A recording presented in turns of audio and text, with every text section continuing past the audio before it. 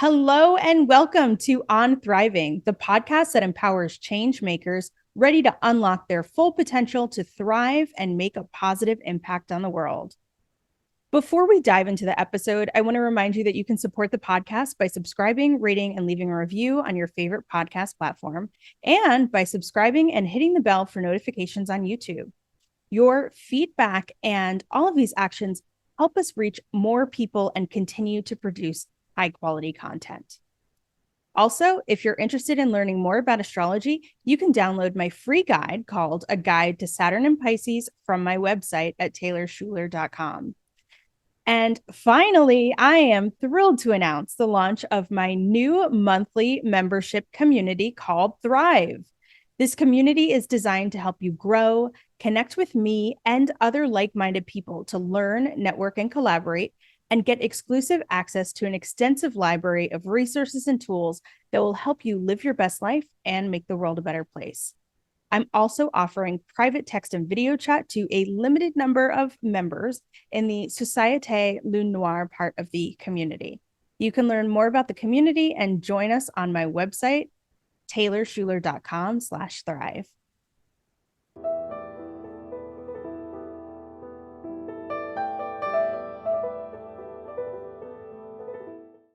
All right, everyone. Thanks. Welcome back. I'm here today with Caitlin Fisher. Caitlin Liz Fisher is an author and creativity coach who turned their gifted kid burnout into a way to help neurodivergent, disabled, and queer creatives get their passions back on the priority list. Every challenge they've overcome, abuse, parental estrangement, toxic jobs, and even crappy breakups has helped them learn to say yes to their deep down dreams and no to the status quo.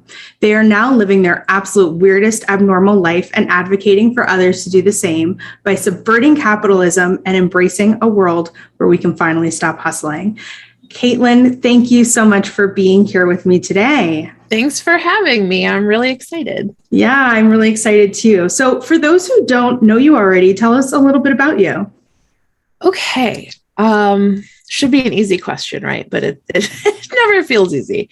Well, I covered a lot in sort of my intro bio, but something I don't normally lead with is that I'm also a published author.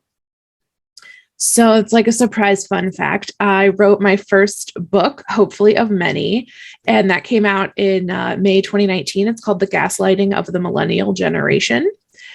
And I guess that sort of started me on this journey of like talking about burnout really more publicly and just sort of becoming like that person who, that person, there's millions of people, but is trying to like subvert the status quo and like color outside the lines and live outside the box. So that was one of my first steps into out of the boxness. And yeah, I've just sort of been getting weirder ever since. That's amazing. So also, like, I know this is a bit like belated, but like, congratulations on being a published author. That's amazing. That's phenomenal. I'm having a birthday party for my book this weekend. Oh my gosh, that's amazing because we're recording in mid-May. And so even though this episode might be coming out a little bit later, that is such a fabulous idea. I love how you can celebrate yourself and the work, the creative baby like that you put out into the world. It's so beautiful. Thank you. I'm pretty excited. I've spent a while like not being excited about my book because I've actually changed sort of my approach on things and my perspective on a lot of the things that I wrote since I wrote it. And so I was carrying around a lot of this, like, oh no, like my book is no longer like representative of who I am. And so I didn't really talk about it much, but I've been doing a lot of sort of thought work on that and realizing that, you know, it's from a point in time and it was the only book I could have written at the time. Like it was a product of who I was and what I was going through and everything like that. Yeah. And it's okay to change over time. Like I'm a creative coach. So having lived that fear of like, oh no, what if I changed from the person I am when I made this art or wrote these words? Like, okay, so what? So you changed. That's okay. You just make different art and different words now. And I really just sort of realized that it deserves my attention and my pride, and it's really cool and it's a great accomplishment. So you caught me right in the middle of doing all that sort of emotional labor on my book. Yeah, and I relate 100%. I'm sure other people who are listening can relate as well. I think about my master's thesis that I published about applying permaculture to business management, and I carried a lot of, shame is a strong word, but like it was a really heavy feeling that I had about, is it good enough? And is it wrong? And what will people think? And the truth is, I worked really hard on that, and it took a really long time to write. And I'm so glad I did. And I still have people contacting me from who can find it online or find me on LinkedIn, and they're like, "Hey, I saw your thing, and I want to talk to you about it." It and sounds I'm fascinating. Yeah, and yours does too. I'm wondering, can you, if you don't mind sharing, I would love to know like a little bit, whether you want to talk about the book or like the realizations that you're coming to, like what's the crux of it there? Because the gaslighting of the millennial generation, like that grabs me. That's real. Yes. Yes. The people who like are walking by, if I'm selling it in person, like at a convention or something, and like I have a little author table, people will either see the title and like roll their eyes and walk away, or they see the title and they're like, tell me more about this. Yes. So it's very polarizing, and that's good, right? Like we want to be polarizing when we have something important to say, because we want to pull in the correct people and repel the correct people. Like, and that actually is like the crux of this issue I'm having, is that I tried to be very like appealing to everyone when I wrote it. And obviously not everyone, because even just saying like millennials are maligned on a generational level gets some people's like feathers ruffled. But I wrote that I'm not anti-capitalist in the book because I was just beginning my understanding of what capitalism is, like on a like oppression level. Mm-hmm. I was like, oh, capitalism is money for goods. This makes sense. Mm-hmm. So capitalism's not the problem. It's just unregulated, unfettered capitalism that's the problem. Well, in the intervening, 4 years since I wrote it, 3 years since it came out, I have gone left. I am much further left than that. And I now am like, capitalism, boo to capitalism. Capitalism is baked into, or rather oppression is baked into capitalism, because capitalism is all about maximizing profit.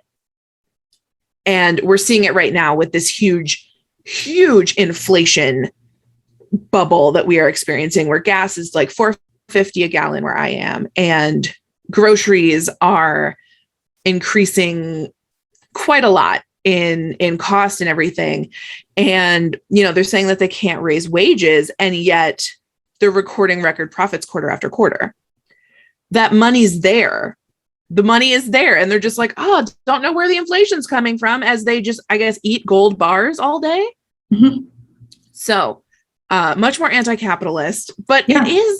The book is kind of a really great primer for the people who are now where I was then, which is like beginning to understand the nuance between capitalism and, because if you're like, I don't like capitalism, people are like, oh, what are you? You're a dirty socialist. You're a dirty communist hippie, rah, rah, rah. And back then I would have been like, oh no, people don't like my book. And now I'm like, so? Right. Is this an oppressive culture that we are existing in? Okay, Yep. Read my book. Thanks. And a lot of people think that I'm just whining in the book. And I'm like, well, it's whining that is making people cry and feel seen as they read it. So I don't really care what you think of me. Yes. Yes. Yes. So that's like my biggest shift. I was also very much in the Dave Ramsey camp. If you're familiar with the financial teachings of Dave, the evangelical Ramsey. Right.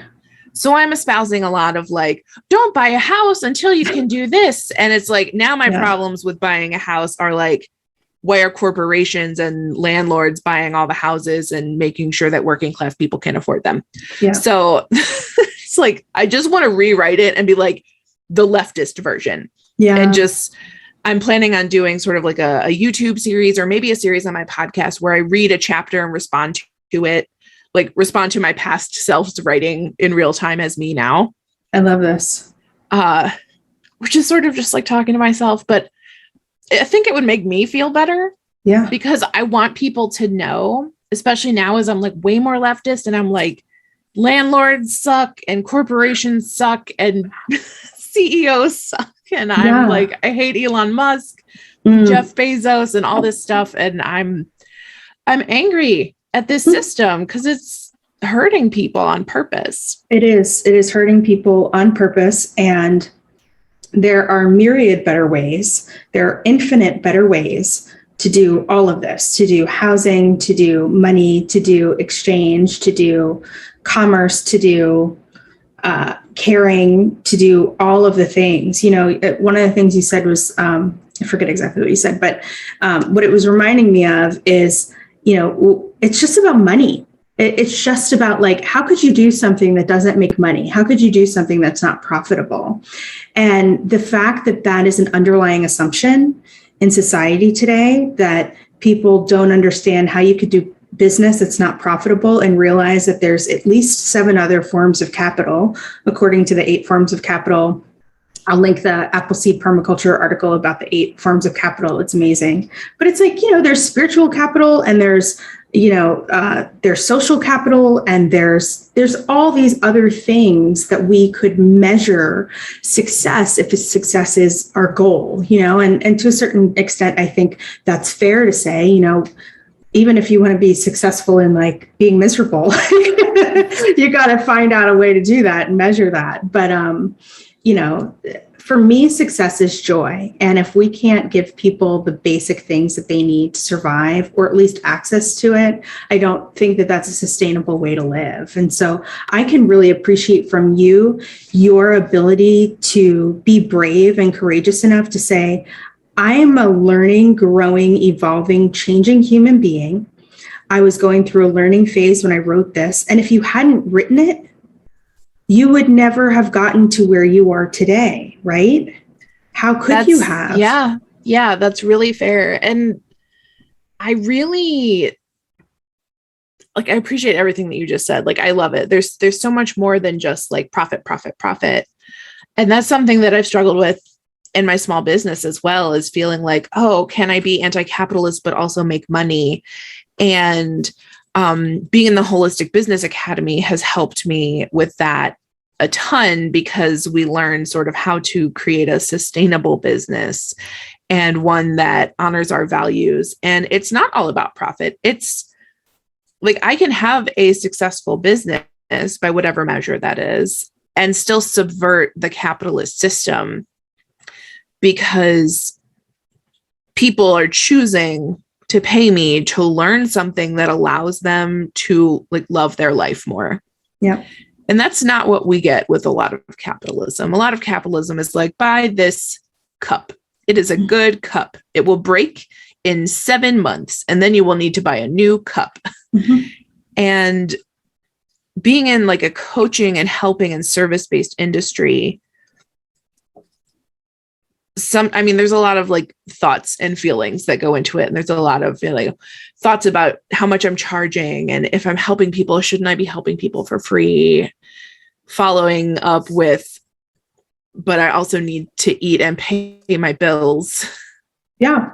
And just sort of the balance of that. So this whole like learning experience, from writing the book to like leaving an abusive marriage, to leaving an abusive job and being self-employed. Now I've been self-employed for nearly 2 straight years.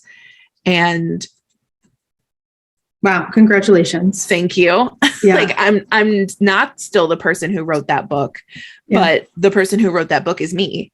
Yeah. I feel like we could have a whole additional conversation about like planned obsolescence and the exponential returns and exponential nature of like technology and how that relates to capitalism and abundance, and how there is abundance, but abundance is not actually integrated properly into capitalism, but we can take approaches to abundance that actually transform it and transform the system. And then one day capitalism won't be what it is anymore. And we might still call it the same thing, or we might call it something different, but at least people will live joy-filled, healthy, happy lives. So you touched a little bit on what you've been through, and I think we all go through things in our life, and sharing our stories is really important so that we can shed light on them and help other people who are in a similar situation, and also just to destigmatize that, we all go through this, and it's not anything to hide or be ashamed of, because when we're going through those things, we feel really big feelings, right? Yeah. And it can be really scary. And so I'm wondering if you can just say more about some of those experiences that sound like they might have transformed you into who you are today and what you do and how you approach life. Absolutely. So this sort of phase of Caitlin exists outside the status quo really started in 2018. So this has been 4 years now. I was just on the cusp of my 30th birthday. And we're going to talk about my natal chart. So maybe we'll see something that was like, that's probably Saturn, right? Sounds Saturn returnish. Yep. Sure does. Like, that's my dream, is to like learn about astrology enough that I can be like, oh, that's definitely like a Jupiter thing, or like, you're such a Virgo, but I don't know enough yet. But yeah, that part comes later. So in 2018, I have gotten on antidepressants. I am leaving an abusive husband. And that did not go great for me. It went relatively, like, in the grand scheme of the way that abusive partners can act when you are leaving.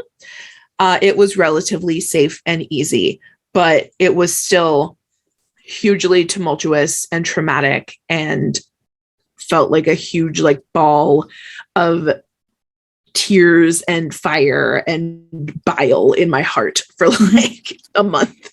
Yeah. So I paint a vivid picture. So I left my husband. The same like 10-day span that I left my husband, my stepdad died. And finding out that he was sick like the month prior to this, put me into contact with my mother, whom I had been estranged from for about a year at that point. So I had a traumatic childhood, things not great with my mom. And finally I was like, I can't reasonably have contact with you because I can't maintain the boundaries that I need to maintain. Like, she's just like, no boundaries for you. So I was like, cool, I must now remove myself from this relationship. Love you. Bye. And so I'm sort of thrust back into contact with her as she tells me that he is sick. He had lung cancer. Oh my gosh. And so as I'm like dealing with this, my sister and I are also unraveling the fact that mom told like everyone else, all the other siblings, and deliberately kept it from us as punishment for me not speaking to her. Oh no. So like on top of the fact that my stepdad is dying, it's also being like wielded as a personal punishment, which is messed up. Yeah. Yeah. So two very stressful things happening within like a week of each other. And then I got a book deal, right? And we talked a little bit about my book. So I got that book deal in this same like week, like 7 to 10 day span. And so I'm going into my 30th year with a lot of frickin' emotions. There's a lot going on. Mm-hmm. And so within like the next year and a half, I also had to cut contact with my dad because he was being an abuse apologist and I couldn't deal with that. Published my book, legally changed my name, started recovery from an eating disorder, moved 4 times. So wow. I also came out as non-binary and realized I was autistic. Okay. So it was very much a, like, once I sort of started stepping outside of the way people are like, quote, supposed to act, right? Like I was always the good daughter. I was the dutiful wife. And I started being like, you actually treat me really badly and I'm no longer going to be part of this. And my whole life kind of fell apart. Like it was like I burned everything to the ground. Wow. And, I had friends that stayed with me. I had some friends that I lost because they chose my abuser. And that's okay. It wasn't very many. Like I was very supported emotionally through that period. And I had like a friend who helped me move, and she was instrumental in like maintaining my sanity and being okay at that time. Yeah. So big transformations happening, like big healing, big changes. And then in 2020, that's when so mid-pandemic, right? Well, I guess early days pandemic, we're still mid-pandemic. Mm-hmm. But in 2020, I quit my job, my good marketing job with a good salary, and I quit. And I didn't have a job lined up, but I gave myself a deadline to get out of there and was like, I'm going to figure it out. So I took a huge leap, and I've been self-employed since. So that'll be July of this year will be 2 years that I quit my job. Wow. And everything about me is different than who I was 4 years ago. Like I would not recognize that me, would not recognize this me. Yeah. Wow. That's incredible. Thank you so much for sharing your story. Of course. You certainly have been through it. You have experienced many things that people haven't even experienced one of those things, or something that even comes close. Not to say that comparison that's what we're doing, but that's a lot. And I honor your experience, and I'm so glad that you are here, and Thank you. Me too. And I don't even have words. I'm like struggling for words right now. It's a lot, and it's like normalized to me, right? Like I just know, like that's my story. Okay, in 2018 I went through this, but then it's actually like that was like a lifetime of things to experience in like the span of 2 years.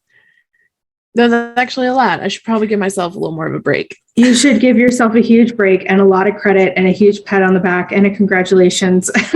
Just because it's like when it rains, it pours. It was like it hit so many different parts of your life. And also you also had this book deal come up, right? And that must have been pretty exciting. And so I think it's interesting, at least from a theoretical perspective, when it comes to astrology, that good and bad can happen. And you talked about polarity yourself and how the polarity is really important in life. And that certainly seems like it might have been a case for you as well. Yeah, definitely. Like the really, really big shifts, just they all happened at once, but I don't know that it would have been as transformative if they happened like one after another. I think I would have gotten really frustrated and been like, when will it stop? So that was sort of a benefit, I guess, that the universe was like, look, this is going to suck, but I'm going to give it to you like in like one like little package, just explode it. It's like Pandora's box. It's going to be rough, but you're going to be amazing. Yeah. So tell me, like, when you were going through that time, like sometimes when we're going through this dark night of the soul, or whatever you want to call your experience, when I went through my experience like that, I called it my dark night of the soul, certainly.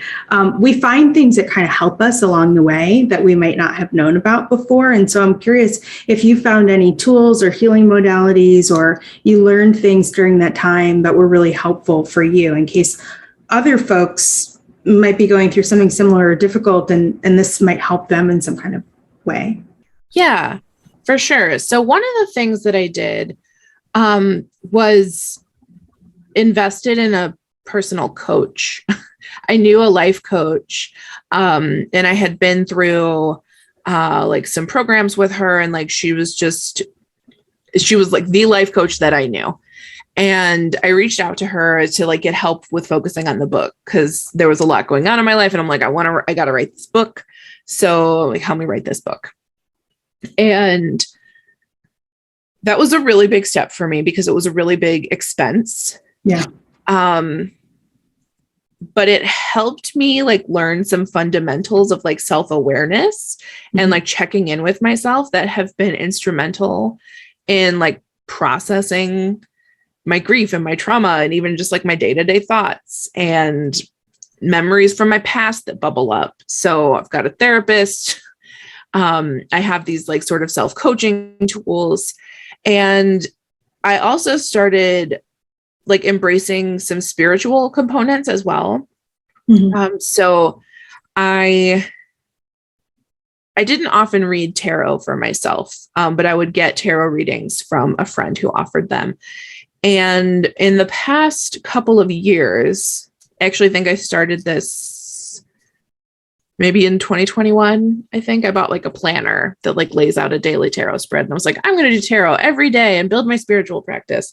And that lasted for like a month and a half. But I did it again in 2022. And I actually have been able to like stick with like a daily practice of reading for myself, mostly daily.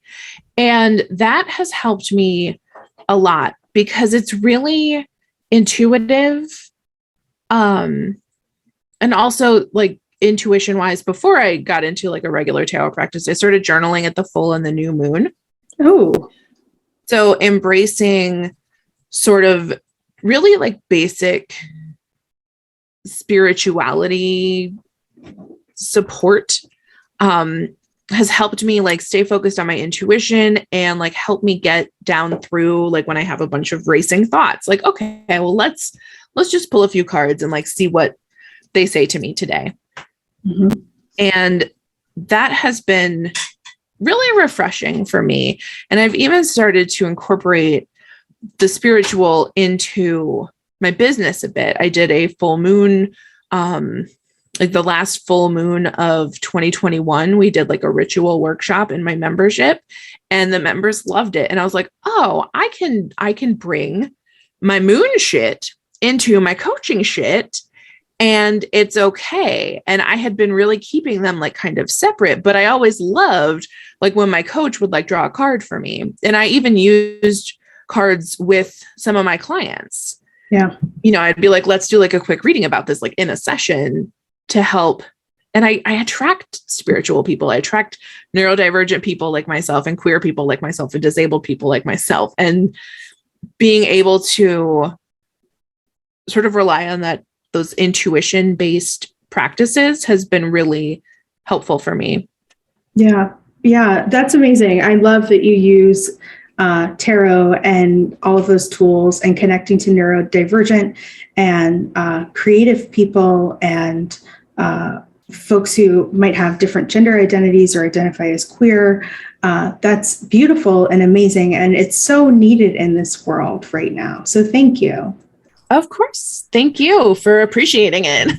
Yeah. So if I just want to like tie it all together, it's like you went through this thing, then you found a coach, you found tarot and oracle cards, and now you are a creative coach. So how would you tie together like what you went through to what you do today that makes the world a better place? That's a great way to put that. And something that I didn't expect when I was like leaving my abuser is that, so I process a lot of things by writing. I am just at heart a writer. And I write words, right? Like I connect with people through words.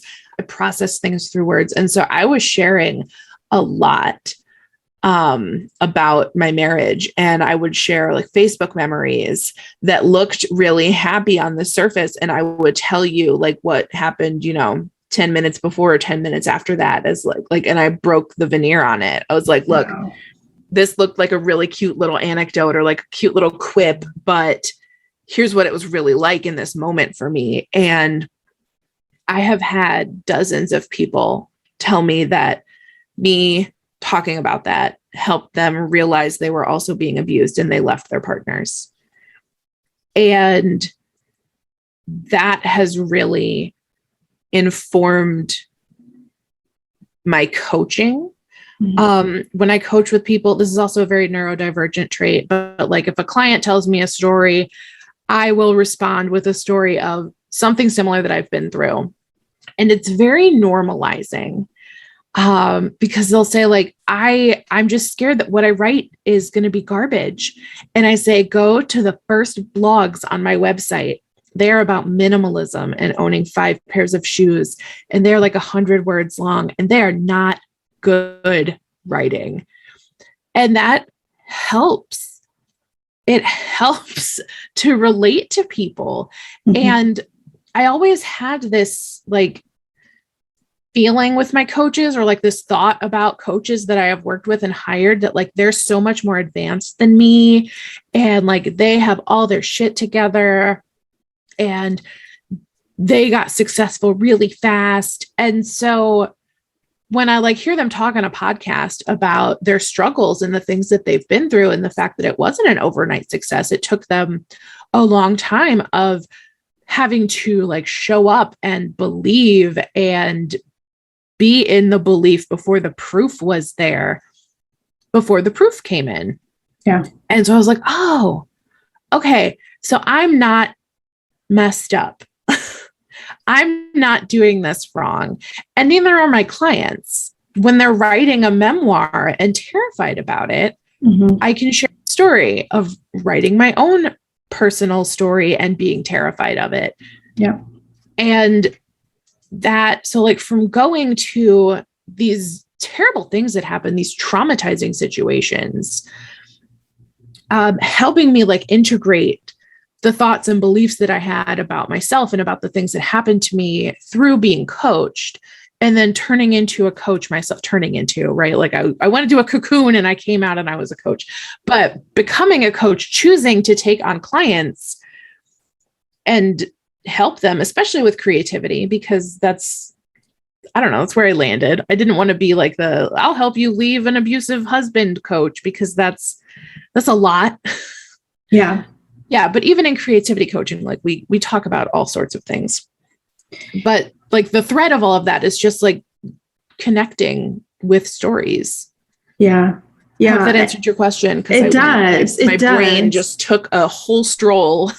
Thank you. I'm also looking at your chart and just seeing how beautifully, I love how people can speak their charts really beautifully. When I started doing astrology consultations, I would just ask people a few things about themselves, like, go tell me about yourself. And before we get started, just, nice talk, to say hello to someone that you're about to talk to them about their life.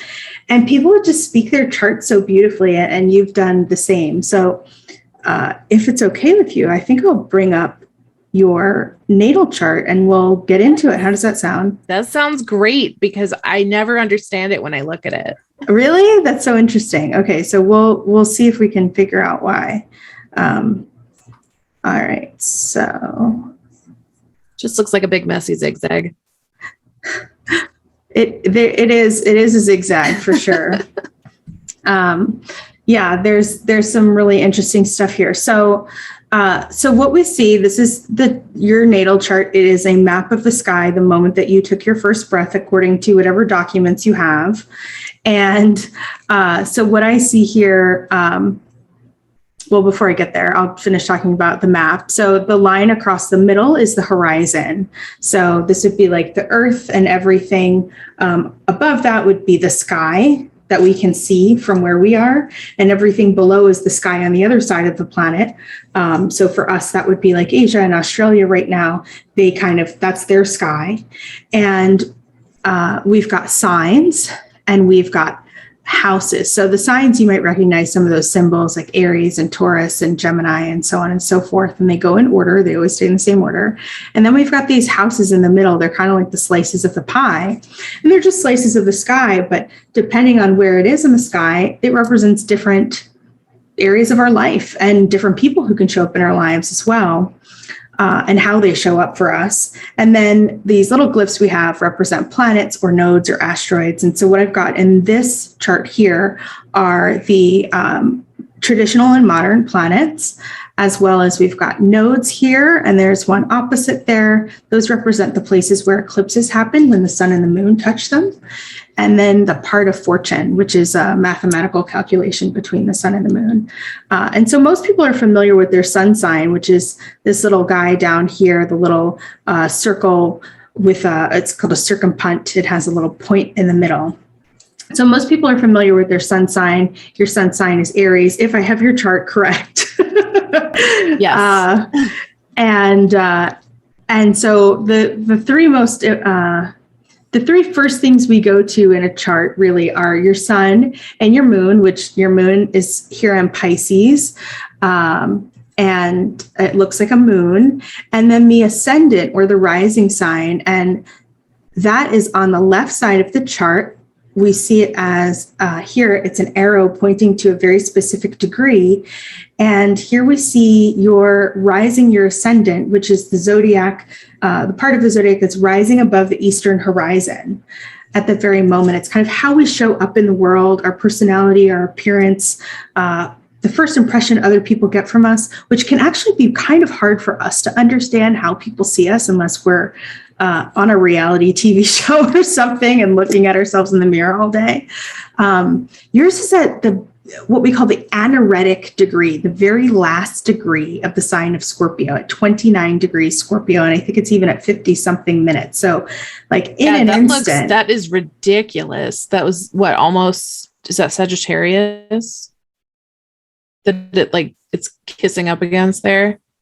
Yeah, so it's right between Scorpio and Sagittarius. And so is that what you're familiar with? Are you familiar with having a Scorpio rising? I'm familiar with Scorpio, yes. Okay. I just didn't realize it was like right there on that edge. Yeah, it's pretty incredible. I actually have something similar and I love it. But when I first found out that I was like at this anaretic degree, I was like, no, I want to be the next sign. I don't want to be a Pisces rising. I want to be an Aries rising. I like Aries better. And I don't know anything about Pisces. And so you've got Scorpio, which is just so powerful and beautiful.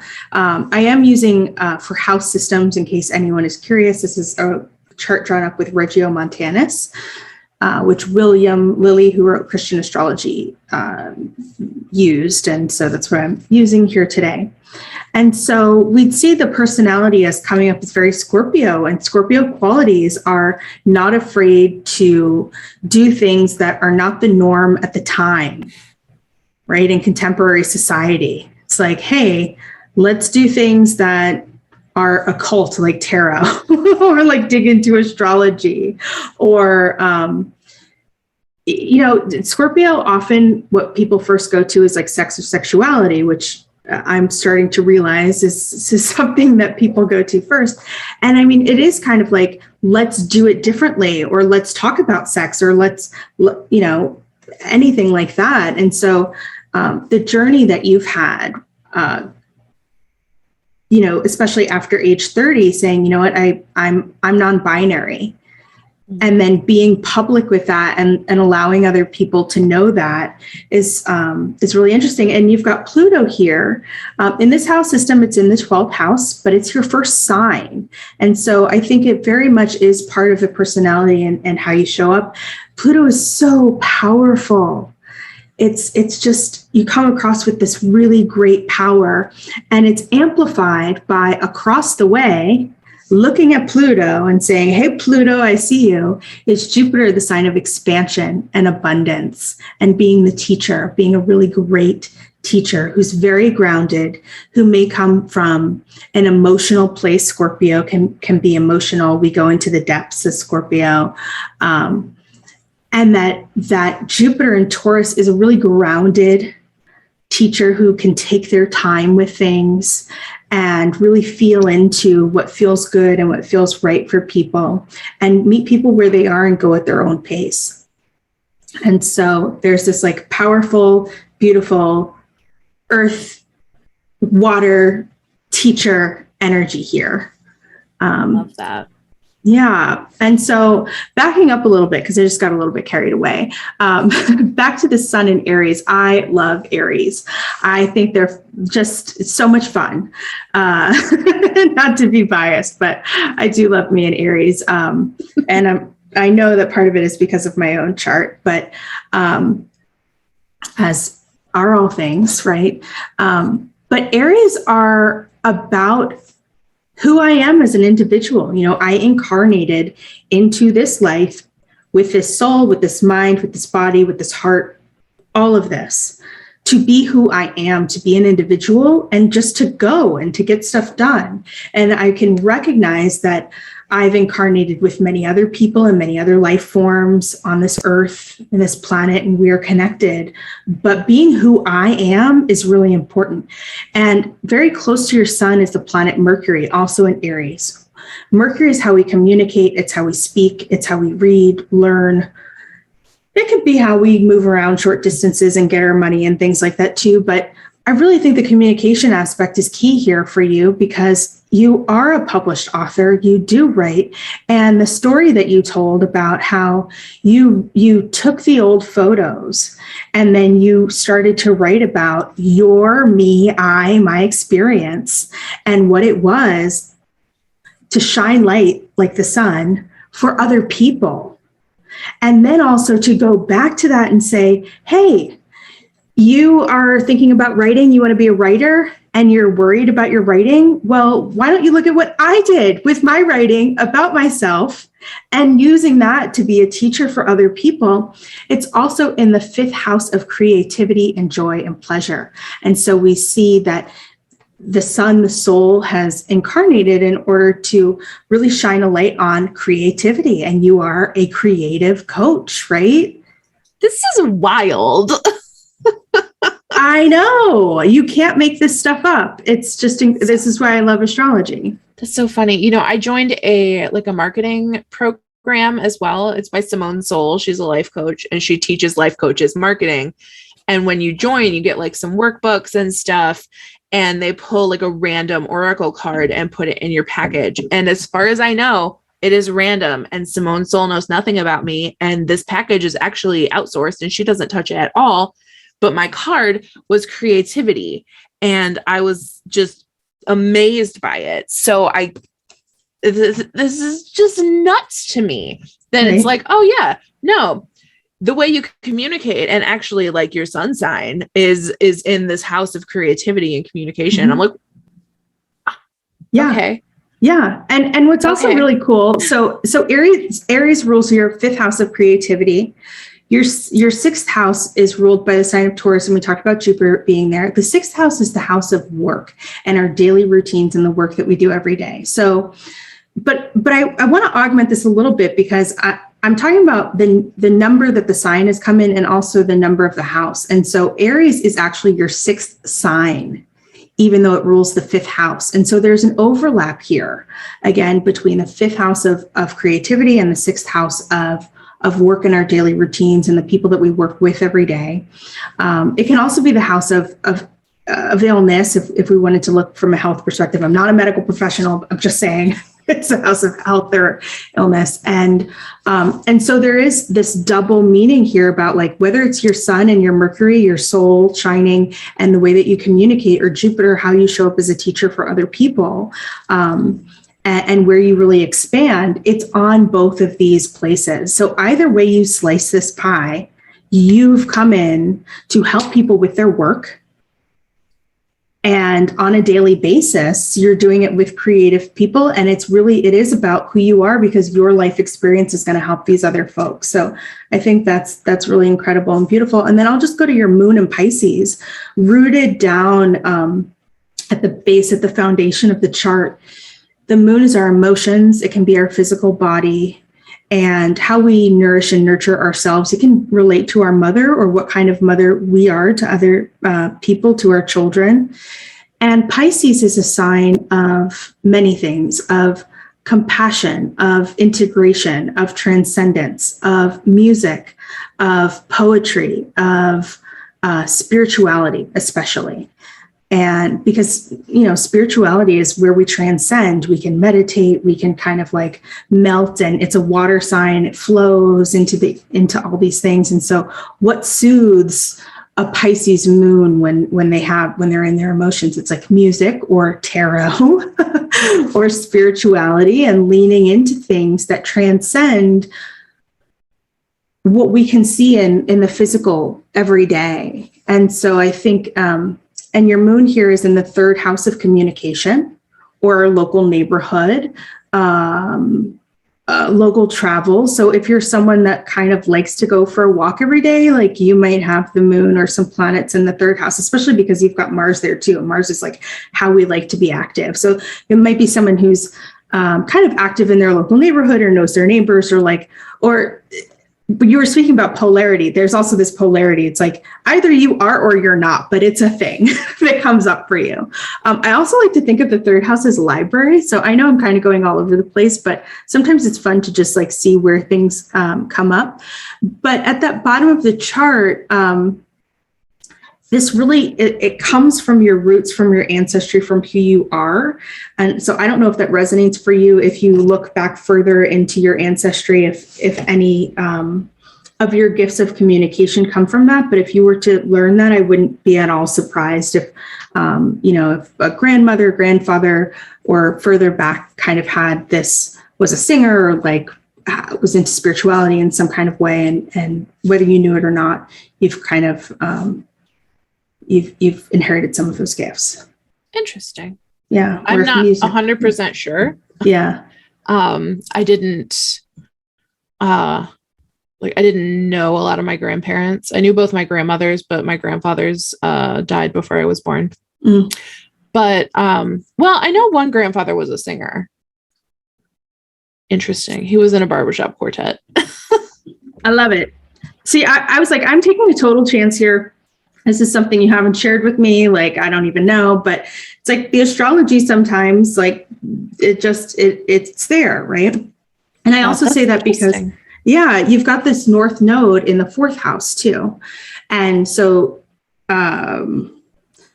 Pisces, fifth sign, fourth house, and then you've got the moon in the third. So there's this like communication, third house, fourth house, ancestry, roots, and then fifth house, creativity, and the spirituality there. So I think that's interesting that that's also all connected and flowing up towards that sixth house of work and the work that you do on a daily basis.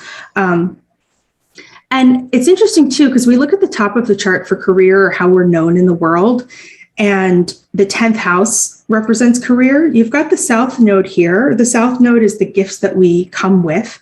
You can either say it's from a past life or for early on in this life, what kind of skills and talents we've developed. And it's in the sign of Virgo. Virgos are very discerning, usually quite detail oriented, very great at analyzing, and that's where the discernment comes in because they gather this information. Virgo's ruled by Mercury, and we talked about Mercury as like communication and things like that. And so Virgo can gather this information, they analyze it, and then they come up with, hey, here's the skills that I have, or here's the way that I can teach, or here's the way that I could heal. I'm a subject matter expert as a Virgo, and I'm here to offer that to you for your healing and to hold you up and to make the world a better place.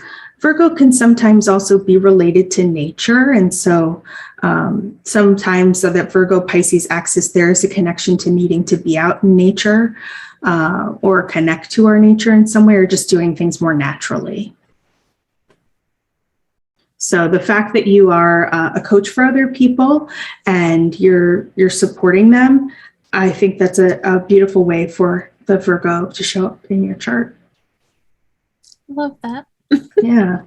I'm very good at like noticing patterns, which is like, partly autism and partly just whatever. And so, like I can make like metaphors connect and be like, I'm redoing my bathroom. Here's how that applies to your creative project. And like, I'm very, very good at sort of like, pattern recognition and making sense of things that are confusing. And also I'm very good at doing people's resumes. They'll be like, I have no skills. And I'm like, what are you? This is clearly all skills. And then I make it look beautiful and then they get jobs.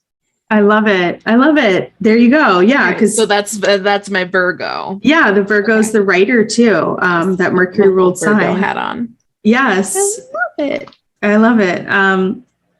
And so, that Scorpio energy and the Virgo energy is stuff that we might not automatically know when we pull up our chart for the first time, or if someone says like, what's your sign? You just think, oh, my sun sign, I'm an Aries, but really you're an Aries sun and a Pisces moon and a Scorpio rising with a Virgo midheaven and South Node, North Node, and, Jupiter and Taurus and all these other things. And so it's really not just one thing. And astrology is about recognizing these patterns and then learning how to interpret it. I like to think of astrology as the language of the cosmos, and we just need to learn how to interpret it.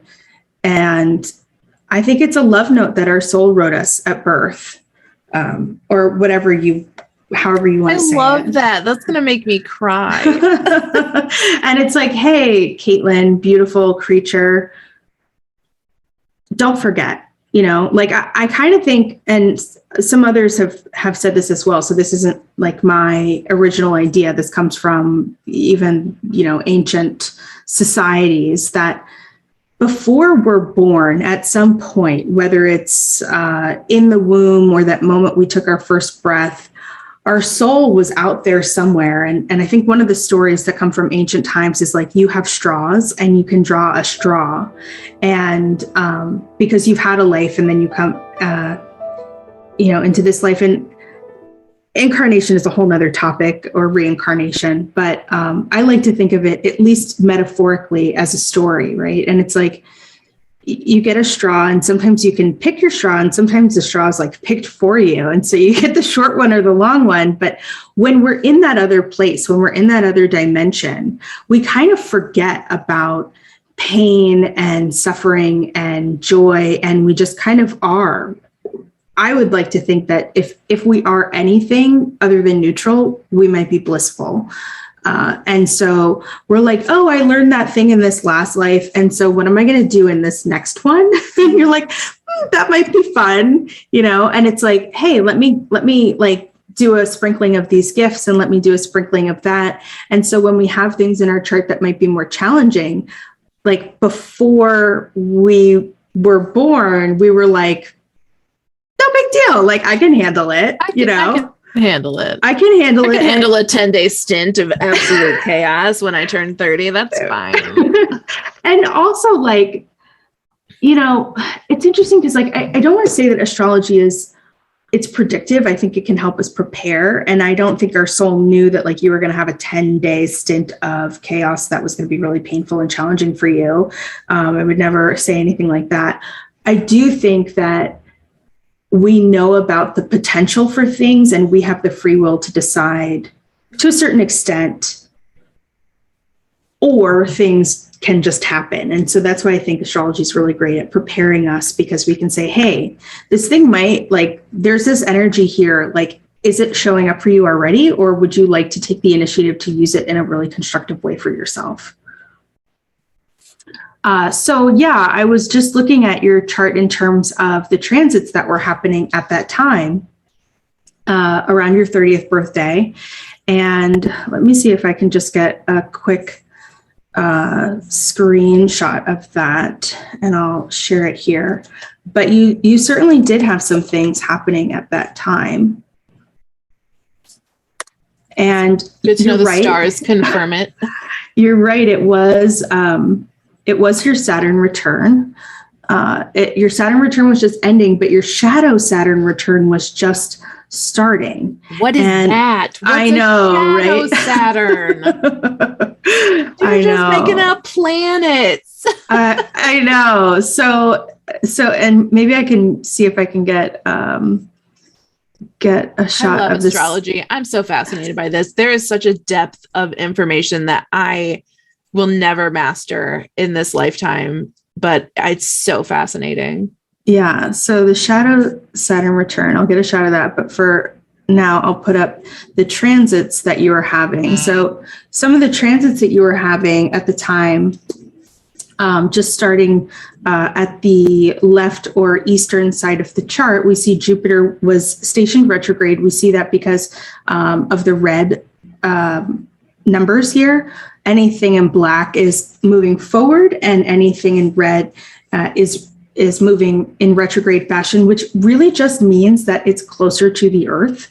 I am still seeing the old chart. Yes. Oh, there's the new chart. Thank you. Right. Sorry. Okay, great. So there you've got Jupiter stationed retrograde, red type right there. And so Jupiter pulls focus. Jupiter was also opposite your natal Jupiter. So you're going through like halfway through our Jupiter cycle. Jupiter takes about 12 years to go around the chart. And when we're having our Jupiter opposition, it's like, hey, who do I want to be and how am I growing? And am I there yet? And do I need to be challenged in some kind of way because it's a turning point? And so you were kind of past this Jupiter opposition because your natal Jupiter is at 7 degrees and Jupiter was at 21, but it was kind of like, hey, is there something I need to go back to and like revisit right now? And Jupiter is related to your moon. Jupiter rules the sign of Pisces. And so it was also in a somewhat supportive aspect, if you can say that. A trine is a supportive aspect. They're both water signs, but Jupiter expands things. And so it's like big emotions.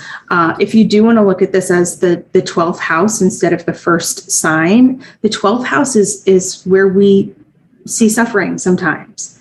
And so that would not be an unusual thing to hear. And I don't want anyone who has Jupiter in the 12th house to think, oh my gosh, I'm going to have big suffering right now, because that's not true. You can also have really great things happen, like do a lot of work behind the scenes to then when Jupiter moves into the first house, like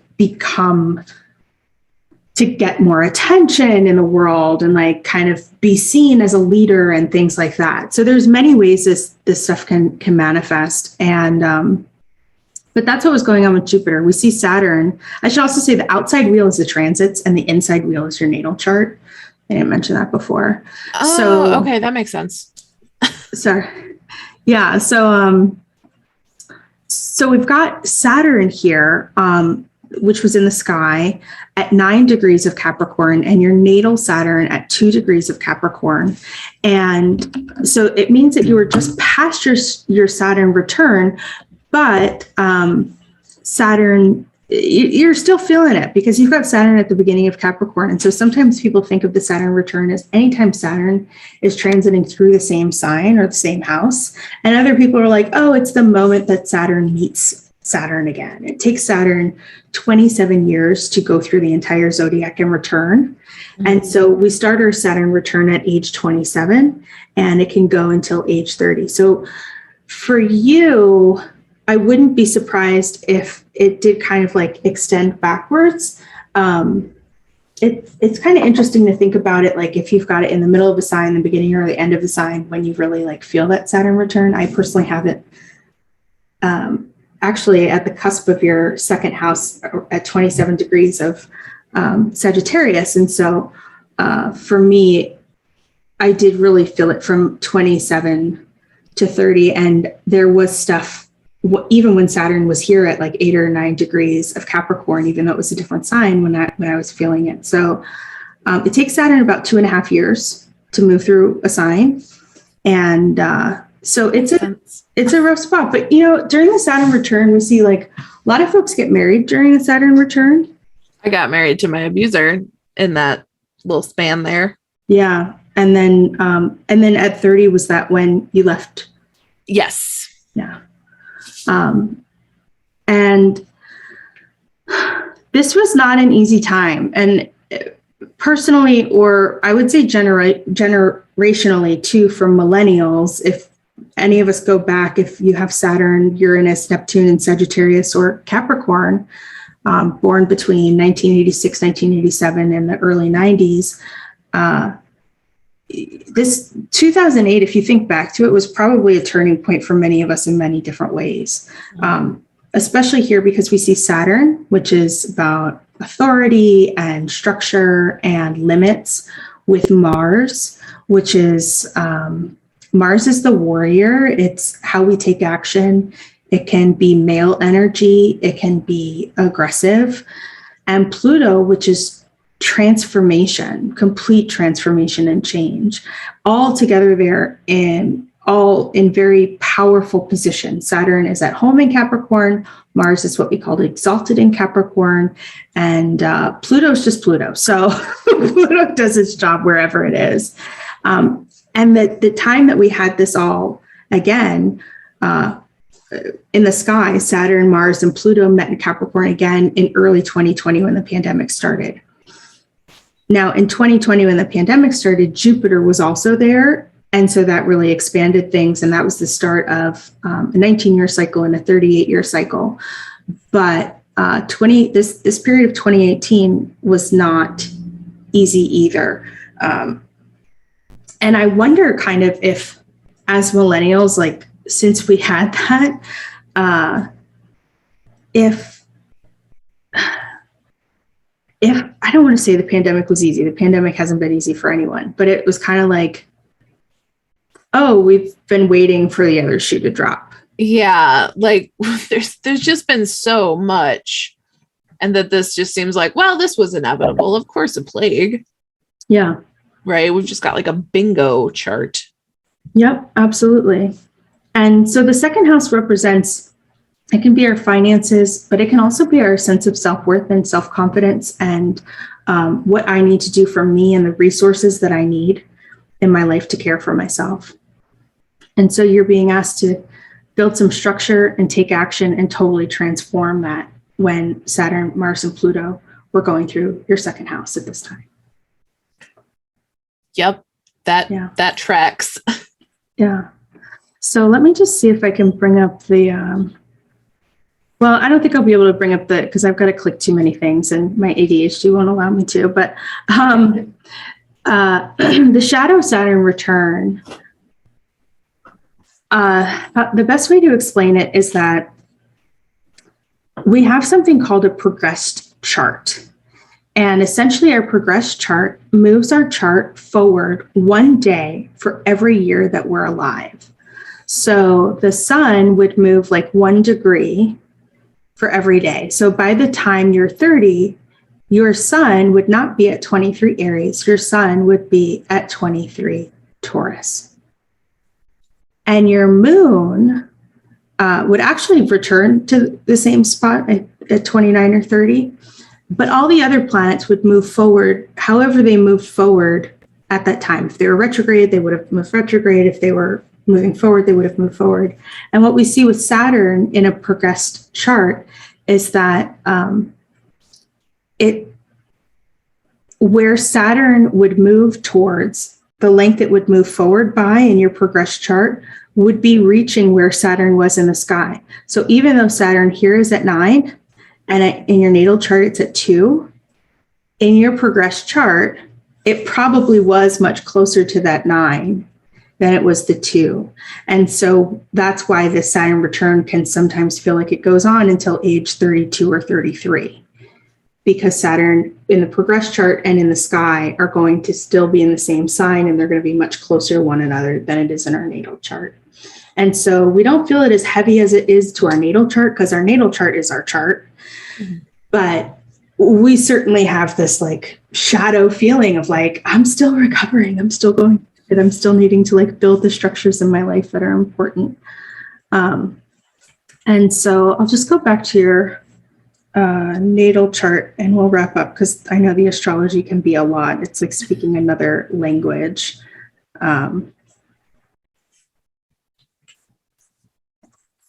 So the last thing I really love to look at is the nodes. And so I'm wondering if you could tell us, like, what is your why? Why do you do what you do? What drives you? If you had to put it in a sentence or two. Okay. A sentence or two. I would say, like, why I do what I do, what drives me. I wish I could like reflect on like everything that we just talked about chart wise, but like to put it down into one sentence, I would say because everyone deserves to pursue their dreams and be their whole selves. So just very much about like being able to authentically embrace whatever they want to embrace. Yeah, I think that's really beautiful. And I think that there's a couple ways that we can see this in your chart. One of them is I also use whole sign houses, which I'm not doing here, but that's why I've said things like 10th sign, 11th house sort of a thing, because it helps me go back into that frame of mind. And the 11th house is literally the house of hopes and dreams. And so here we see your 11th sign would be the sign of Virgo. And you've got the South Node in the 11th sign, which tells us something about our hopes and our dreams. And also that in the 10th house, it's like a career. And so you're being known, 10th house, for wanting to help people with their hopes and dreams, 11th sign, and taking that as the gold from like early on, your early experiences, and trying to take that towards the North Node, which we see here in Pisces, towards using things like tarot and people who are creative to follow their hopes and dreams and pursue that. And also you've got Mars in Aquarius. Aquarius has some 11th house symbology as well. It's about caring for the world and other people and making the world a better place. And Mars is how we take action. And so the fact that you want to take action in that way is really beautiful. Yeah, so thank you for sharing that. I think that's a beautiful sentiment to share, and helping people like a true Aries be themselves and shine for who they are. We need more of that. We need people to recognize that they are beautiful, they are amazing, they are talented, they are loved, they are loved. And we've just got this one life we know about. So we got to live it to the fullest and go out there and do it up big. So before I close the chart, any questions or reflections you want to share, or things that you're like, Taylor, no, I don't think so. I do have like one question, which is like, I have a bunch of stuff in Capricorn. Is that significant that I have just like a stack of planets there? It is significant. And everything in our chart is significant. For some people, it's more significant than others. So the planets that you have in Capricorn, we call that a stellium. When you have 3 or more planets, you also have what's called the part of fortune, which is this circle with the X through it, which I said before is a mathematical calculation between the sun and the moon and the ascendant. And the part of fortune is kind of where we see, like you say, fortune, but it's kind of also related to, trying to find a good way to say this, like things that we didn't see coming happening to us when the part of fortune is activated in certain ways using different astrological techniques, usually not just transit, something called zodiacal releasing, which is an advanced astrological technique. But it shows us that for you personally, the sign of Capricorn, and certainly these planets being at 15 degrees of Capricorn, it's pretty close to that Neptune. It is important for you. Now, these other planets we see are Uranus, Saturn, and Neptune. We call those generational planets. So millennials are categorized by having these outer planets, these 3, in Sagittarius or in Capricorn, and also Pluto in the sign of Scorpio. So those things aren't necessarily very personal because everyone born during this time has these planets, and they're going to be different. But what we look to see is how do they aspect our personal planets, which are the sun, the moon, Mercury, Venus, and Mars. And so whenever they make an aspect to one of those personal planets, it's going to be more personal for us. Another way to make it personal is if they're on an angle. So if they're at the first house cusp at the eastern or left side of the chart, at the top of the chart or midheaven, on the right side or descendant of the chart, or down at the IC, which is the north side or the bottom of the chart. That's when these generational planets become more important. But certainly for you, what it says is that there is work or energy here about the second house and about Capricorn that you're going to be working with. And it's going to be related to how you find divine inspiration, Uranus, or sort of sudden shakeups that happen is Uranus. Rick Levine talks about Uranus as the instantaneous resolution of irresolvable opposites. And so that Saturn had gone over your Uranus, and you had a situation where you said it was 10 days of chaos. And I know that Saturn was separating, but that's certainly something that can happen during a Uranus transit. And Saturn is where we become an authority, where we need to do our work, where we need structure in our lives, and what kind of structure we can build. And Neptune is about spirituality. It can also be about glamour or fame or transcendence. And so we see this, generationally in many ways. But for you, the fact that the work that you do in the world, it sounds to me like you work with people to help them with their self-confidence, to help them with, Uranus is also very creative, that divine inspiration, that instantaneous resolution of irresolvable opposites, that is the creative energy. And you help them as a coach to put structure around that, to help them build a foundation, to hopefully, I'm guessing, bring in some income, which is a second house topic as well. And Neptune, like, bring in that creativity, bring in that spirituality as well. And it's not just like finances and resources, but it's also our self-confidence and our self-worth and ability to be ourselves. Oh, I love that. So yeah, you are an amazing, beautiful person. We are so lucky that you are out here doing the work that you're doing, sharing your story. Yeah, I'm just so thrilled that we got to have this conversation today. So if folks want to find you, where can they find you to get in touch? Yes. I have, honestly, the best way to get in touch with me is probably Instagram, and that is Caitlin Liz Fisher.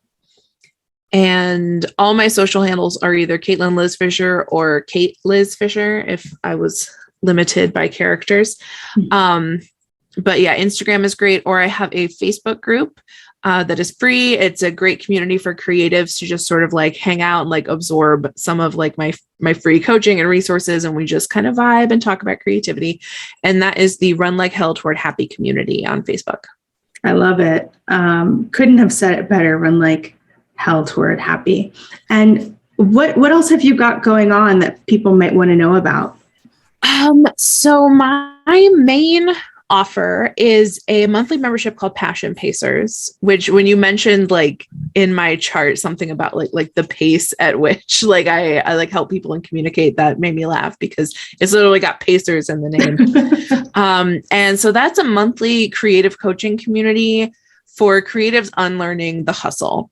So whether or not you monetize your creative pursuits, it's a great community for learning to sort of reframe self-confidence and what it means to be productive, and when you, quote, deserve to rest or do your hobbies, when the dishes are still dirty. And the answer is basically always.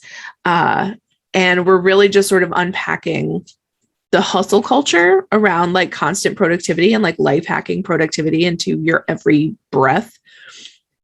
So whether you have a monetized creative pursuit and like you have a creative business, or you just want to embrace your hobbies without the pressure to monetize, Passion Pacers is a great sort of incubator for those goals. And I'm doing my next launch in June because I will be debuting a whole new like curriculum and like training thing for Passion Pacers. I'm very excited about it. But I know we talked about the scheduling of this podcast. So if this podcast comes out after that launch, you can still join and go check everything out and get sort of like a behind the scenes tour at passionpacers.com if that sounds like a good fit for you. Awesome. So exciting.